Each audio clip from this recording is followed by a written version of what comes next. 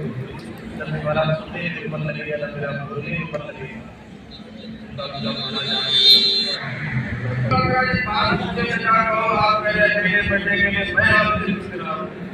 मान लो किसी व्यक्ति के पास 100 घोड़े हो, विज्ञान में घोड़े नहीं गए हो, तो वो व्यक्ति विज्ञान की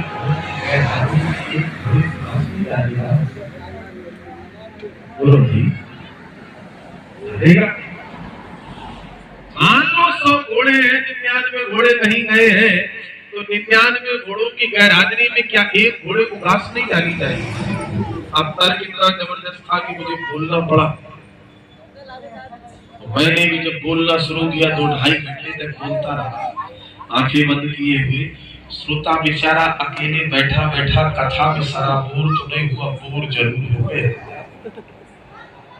जब हमने कथा बंद की, हमने कहा कहो कैसी रही कथा? तुम्ही ने कहा था किसी व्यक्ति के पास 100 घोड़े हो, 99 घोड़े कहीं गए हो, तो 99 घोड़ों की गैरहाजिरी में एक घोड़े को घास नहीं डाली जाएगी। खोपड़ी बुझाते हुए श्रोता बोला महाराज वो तो ठीक है, लेकिन इसका मतलब ये भी नहीं कि 99 घोड़ों की घास एक ही घोड़े के सामने डाल दी जाए। इसलिए जहां जरूरत समझे थोड़ा बोलते रहिए आप।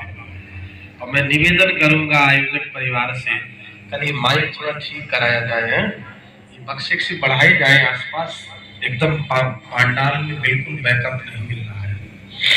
हम जिस स्वर से बोलते हैं मुझे अनुभव है, और रिटर्निंग ना मिले तो थोड़ा सा दिक्कत। लगातार 20 अप्रैल तक एक भी दिन गैप किए बिना बोलना है, और एक बार महाराज अगर गला खराब हो जाए तो कोई फिर चाय को नहीं पूछेगा। सम्मान की तो बात अलग है। इसलिए निवेदन है, क्या सुन के राम जी उठे? निसविगत सुनी अरुण शिखा धुनिका, अरुण शिखा ध्वनि सुन के उठे, यानी ब्रह्म मुहूर्त की ध्वनि सुन के उठे। तो मैं आपसे पूछ रहा हूं, ब्रह्म मुहूर्त में कौन बोलता है, क्या बोलता है? बोलो भाई। मुर्गा बोलता है। अच्छा मैं हाथ जोड़ के कह रहा हूं, हमारे भगवान राम जी इतने हल्के हैं कि मुर्गा की आवाज सुन के जागेंगे।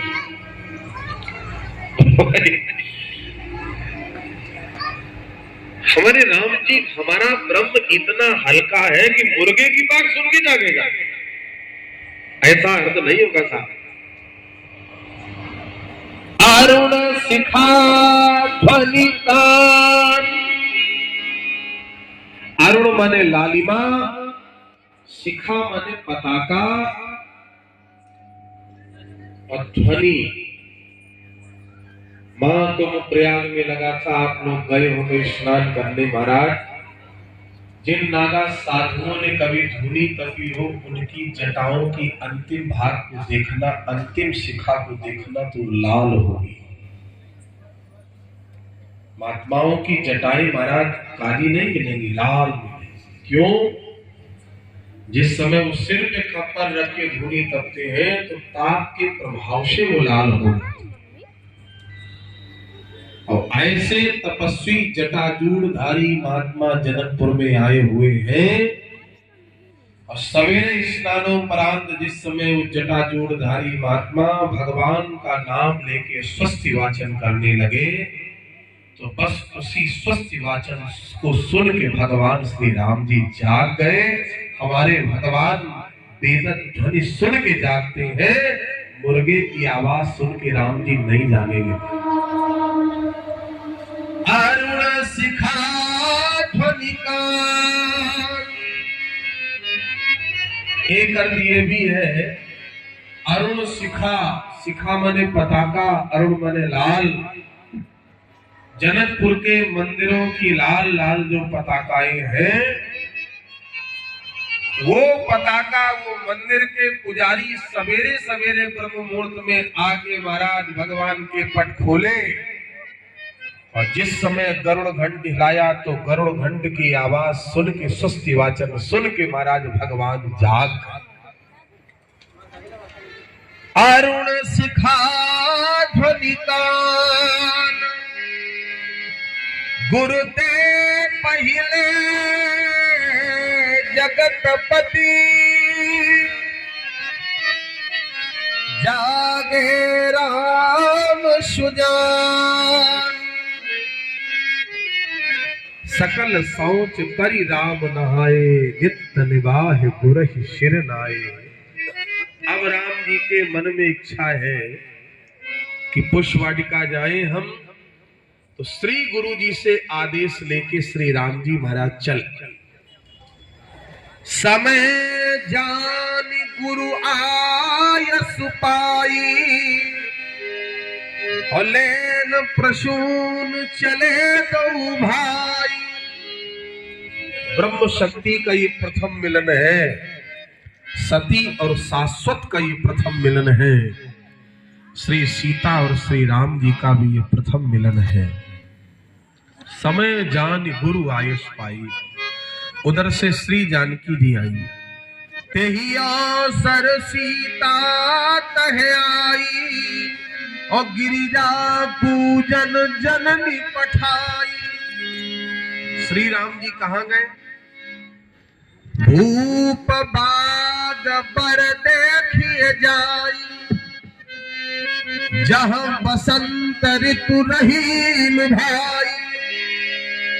अगर अर्दाली पे ध्यान दे, जहां बसंत ऋतु रहील भाई। राजा राम जी जनक जी का बगीचा देखो जाके, जो सारे बगीचों का राजा है, जहां बसंत ऋतु है। हम आपसे बड़े विनम्र भाव से पूछ रहे हैं, भगवान श्री राम जी ने जब जनकपुर में प्रवेश किया तो उस समय महाराज अगहन का महीना था। अगहन शुक्ल पक्ष पंचमी को विवाह हुआ, तो कार्तिक का उत्तरार्ध अगहन की शुरुआत। आपसे मैं निवेदन करूं, अगहन के महीने में गोस्वामी जी कहते हैं जनकपुर के बगीचे में बसंत है। आप कल्पना करो कि अगहन के महीने में बसंत आएगा। ये कृषक क्षेत्र है, कृषि क्षेत्र है। अगहन के महीने में बसंत आता है कि माघ के महीने में? थोड़ा बोलते रहिए, माघ में। लेकिन गोस्वामी जी कहते जहां बसंत ऋतु रही लो भाई। राजा राम जी जनक जी का बगीचा देखो जाके, जहां बसंत ऋतु आई। सूरदास जी महाराज ने सूर साहित्य में बड़ी प्यारी बात कही, जहां कंत संत तह है बसंत। जिस घर में, जिस परिवार में कंत यानी पति संत है, कुंडनगंज के वासियों, उस परिवार में सदैव बसंत है, उस घर में सदैव बसंत। बजाओ तो अच्छे से बजाओ, कचरा न करना। मैं तो कह देता हूँ भैया, जहां कंत संत, कंत कहते पति को। मिलाओ आप चौपाई, पति को कंत कहाँ कहा गया? मंदोदरी कहती कंत विरोध राम परिहरहु।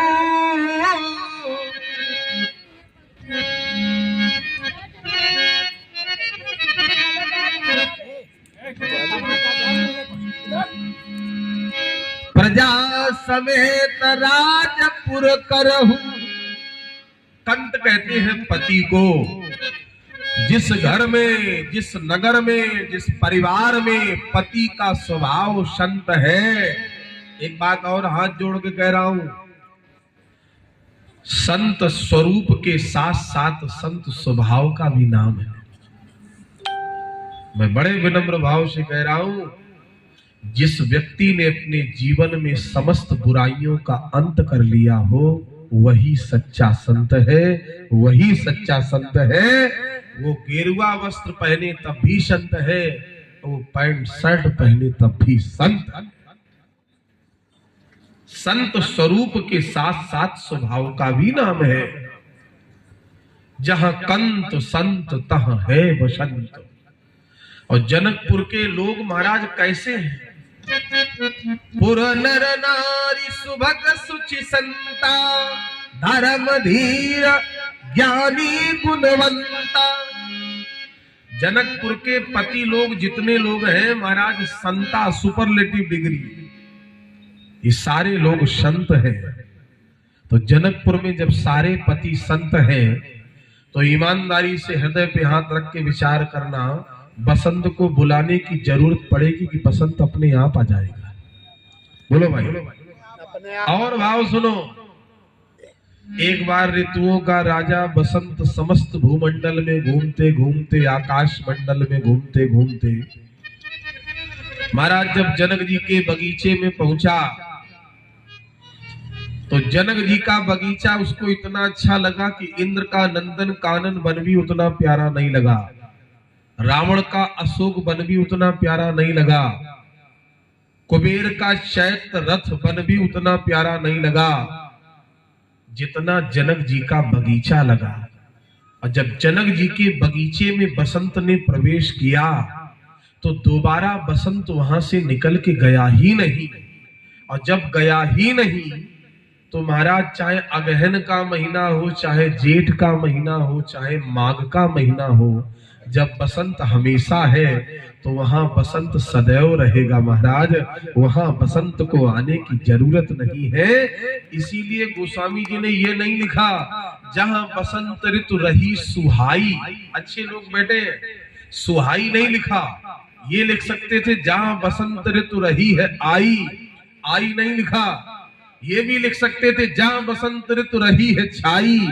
छाई नहीं लिखा, जहां बसंत ऋतु रही लुभाई। जिस जगह का लोभ हो जाता है उस जगह को छोड़ने का मन नहीं करता। तो बसंत को जनक जी के बगीचे को देखकर बगीचे का लोभ हो गया। तो 12 महीने बसंत जनकपुर के बगीचे में है। एक तीसरा भाव सुने, राम जी जहां जहां वन में रहे सदैव बसंत रहा। जब ते आई बसे रघुनायक, तब ते भयो बन मंगलदायक। भगवान राम जब चित्रकूट में पहुंचे तो महीना बैसाख का है। मिलाओ चौपाई बैसाख का कैसे? गोस्वामी जी ने बालकांड में लिखा, ग्रीसम दुसह राम बन गवन। राम जी का वनवास जो है वो बैसाख और जेठ है, ग्रीसम दुसह। राम जी ने चित्रकूट में जब प्रवेश किया, कामदगिरि पर्वत पर रहे तो बैसाख का महीना है। और ईमानदारी से बताओ बैसाख के महीने में वन मंगलदायक होता क्या है? लेकिन भगवान राम जब बैसाख के महीने में रहे तब भी महाराज वन मंगलदायक है। वन मंगलदायक केवल बसंत में ही होता है। राम जी स्वयं भी बसंत है। श्रीमद् भगवद गीता में भगवान कृष्ण ने अर्जुन से कहा, अर्जुन मासा नाम मार्ग शीर्षा ऋतु नाम कुष्मा करा। मैं महीनों में मार्ग शीर्ष हूं, धातु नाम कांचनम अस्ति। मैं धातुओं में स्वर्ण हूं, मैं वर्णों में ब्राह्मण हूं, मैं मानवों में महामानव हूं, मैं पर्वतों में हिमालय हूं, मैं नदियों में गंगा हूं, मैं नक्षत्रों में रोहिणी हूं और मैं ऋतुओं में बसंत हूं। तो भगवान जब स्वयं बसंत है तो ईमानदारी से बताओ भगवान जहां जहां जाएंगे बसंत अपने आप आ जाएगा कि नहीं आ जाएगा? जनकपुर के बगीचे में गए, वहां आ गया। और कुंदनगंज में कथा सुनने आएंगे तो यहाँ भी बसंत आ जाएगा। भूप बाग पर देखिए जाई, जहां बसंत, जरा अर्धाली को और देखे, भूप बाग बर। अच्छे लोग बैठे हैं, यहाँ जो बर शब्द है, भूप बाग बर देखिए जाई। अच्छा, कथा समझ में आ रही कि नहीं? चूंकि हमारे हरचंदपुर के जो श्रोता है वो परिपक्व हैं और कुंदनगंज के श्रोताओं से मेरी पहली मुलाकात है, लेकिन मुझे उम्मीद है कि आप लोग भी अच्छे श्रोता होंगे, है ना? ये तो थोड़ा सा बता देना। बर शब्द जो यहाँ पर है ये न्याय शास्त्र के अनुसार देहली दीपक न्याय है। देहली दीपक न्याय, अगर कमरे के अंदर दीपक रख दिया तो कमरे में उजाला, बाहर रख दिया तो बाहर उजाला, लेकिन देहली पे रख दिया तो बाहर भी उजाला अंदर भी उजाला, दोनों तरफ उजाला। बर शब्द देहली दीपक न्याय है। बर माने श्रेष्ठ, बर माने ज्येष्ठ, बर माने प्रथम, बर माने दूल्हा, बर माने राजा। अरे राजा राम जी जनक जी का बगीचा देखो जाके, जो सारे बगीचों का राजा है। अरे दूल्हा राम जी, जनकपुर के दूल्हा श्री राम जी हैं। जनक जी का बगीचा देखो जाके, जो सारे बगीचों का दूल्हा है। हे श्रेष्ठ नरपुंगव श्री राम जी, जनक जी का बगीचा देखो जाके, जो सर्वश्रेष्ठ है। अस्तु भूप बाग पर देखिए जाए, जहां बसंत ऋतु रही लो भाई। भगवती जानकी जी भी महाराज उसी पुष्पवाटिका में है। अब जो चतुर सखी थी, जिसने राम जी से कहा कल आ जाना, उसने सोचा राम जी आए हैं कि नहीं आए। एक सखी सिय संग बिहाई, गई रही देखन फुलवाई। और उसने जैसे ही भगवान राम जी को देखा, बड़ी प्रसन्न है। सीता जी ने कहा इतनी प्रसन्न क्यों हो? चतुर सखी ने कहा जिस स्वरूप का दर्शन करने के लिए परमात्मा शरीर में दो नेत्र देता है, आज इन नेत्रों ने उस स्वरूप का दर्शन कर लिया। सीता जी ने कहा कैसा स्वरूप है? चतुर सखी ने कहा बताने योग्य नहीं, चलो चल के देख लो। सने सने भगवती राज राजेश्वरी जानकी जी जिस समय राम जी की ओर बढ़ी, भगवान श्री राम जी के उदार मुखमंडल का दर्शन किया, तो गोस्वामी जी ने बड़ी प्यारी चौपाई लिखी। और मैं आपसे हाथ जोड़ के एक बात पूछ रहा हूं। श्री सीता जी राम जी को देख रही हैं और राम जी सीता जी को देख रहे। राम जी सीता जी को देख रहे, सीता जी राम जी को देख रही। तो हम अगर आपसे ये पूछें कि दोनों लोगों में सुंदर कौन ज्यादा दिख रहा, राम जी ज्यादा सुंदर है कि सीता जी, तो आप लोग अपना वोट राम जी को दोगे कि सीता जी को? बोलो भाई। राम जी ज्यादा सुंदर है कि सीता जी? एक चौपाई सीता जी के ले लो, एक चौपाई राम जी की ले लो। श्री सीता जी राम जी को देख रहे। कैसे देख रहे? अस कही फिर अधिक स्नेह, देह भई भोरी अधिक स्नेह।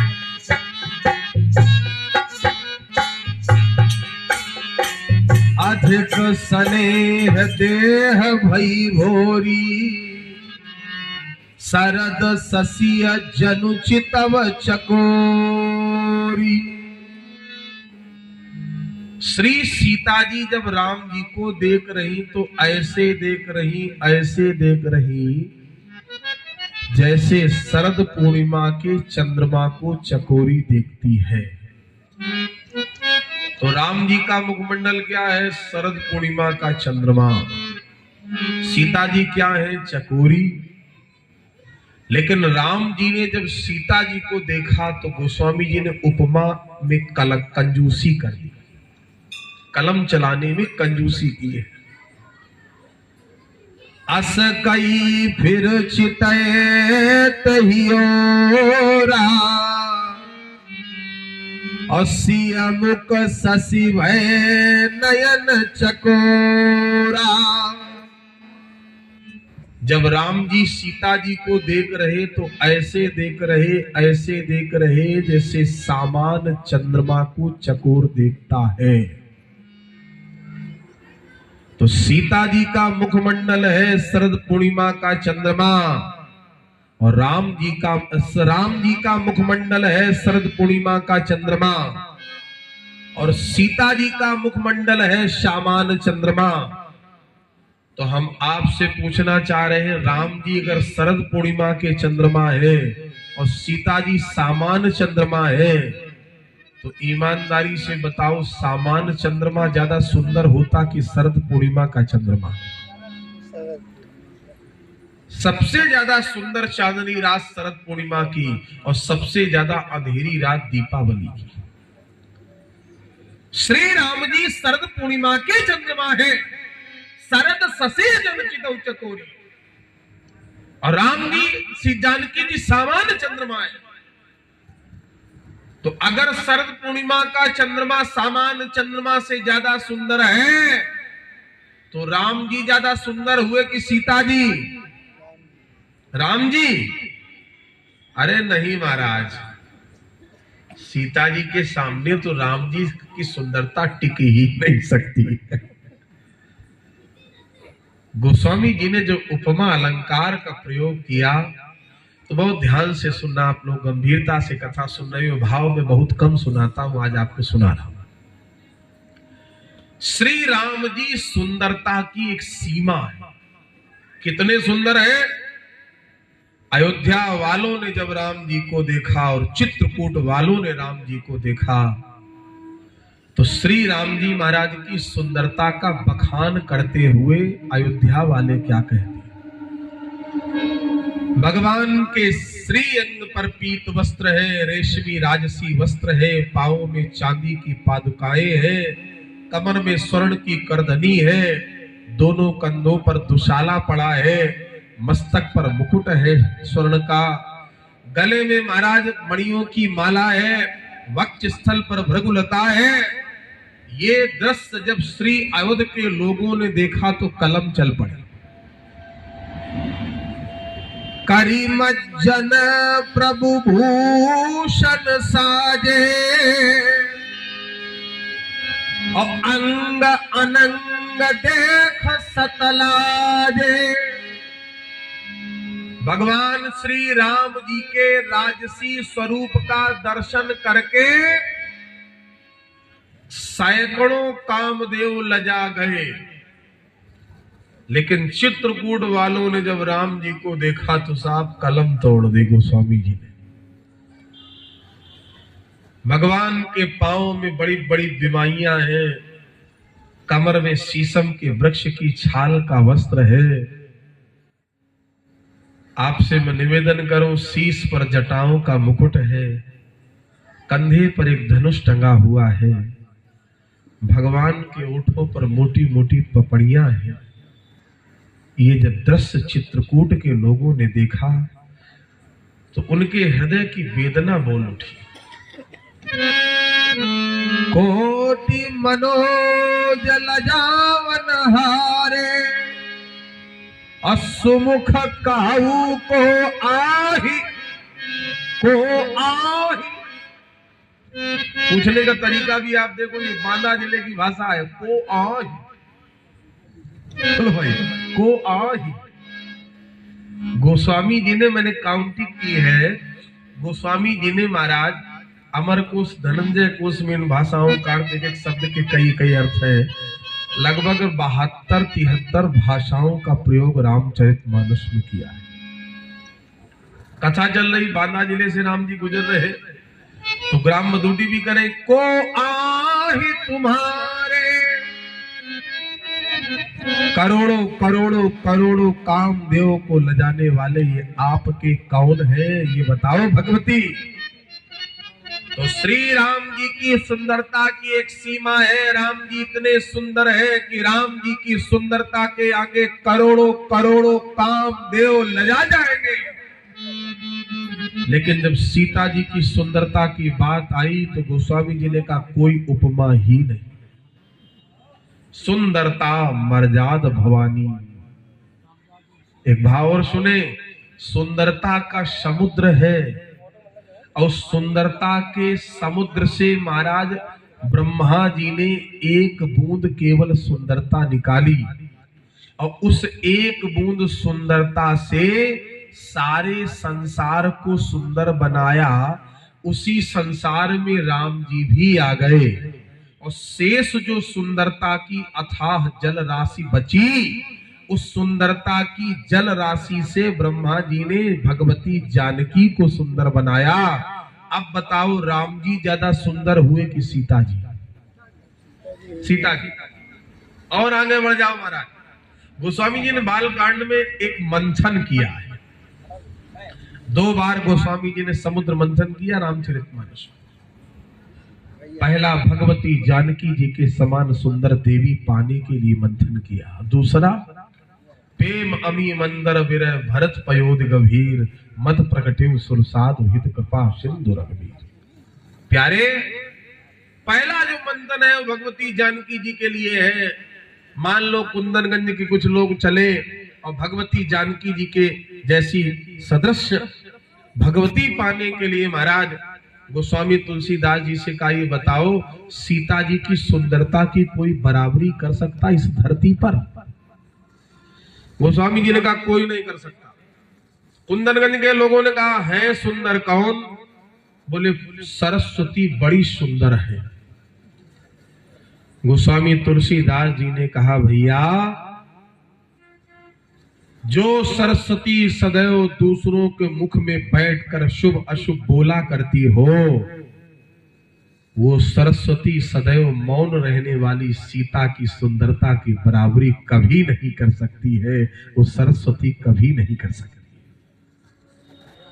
हमारे धर्म शास्त्रों में भगवती जानकी जी बोली नहीं और राज रानी द्रौपदी चुप नहीं हुई। अगर द्रौपदी चुप हो गई होती तो महाभारत नहीं होती, और सीता जी बोल गई होती तो महाराज गोस्वामी जी मानस नहीं लिखते। गिरा मुखर तन अरद भवानी,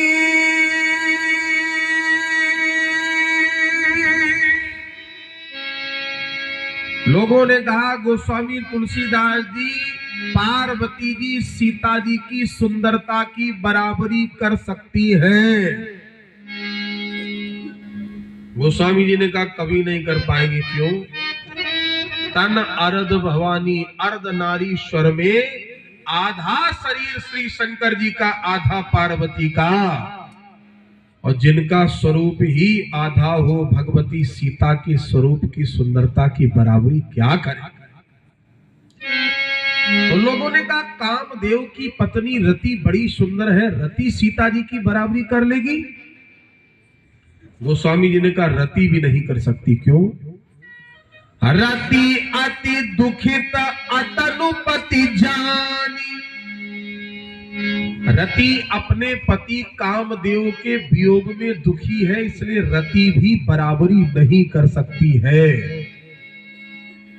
तो कुंदनगंज के भक्तों ने कहा गोस्वामी तुलसीदास जी, लक्ष्मी बड़ी सुंदर है, समुद्र से निकली, लक्ष्मी जी सीता जी की सुंदरता की बराबरी कर लेंगी, ये बिल्कुल सच है। गोस्वामी जी ने कहा लक्ष्मी भी नहीं कर सकती। क्यों? विषवारुणी बंधु प्रिय जेहि,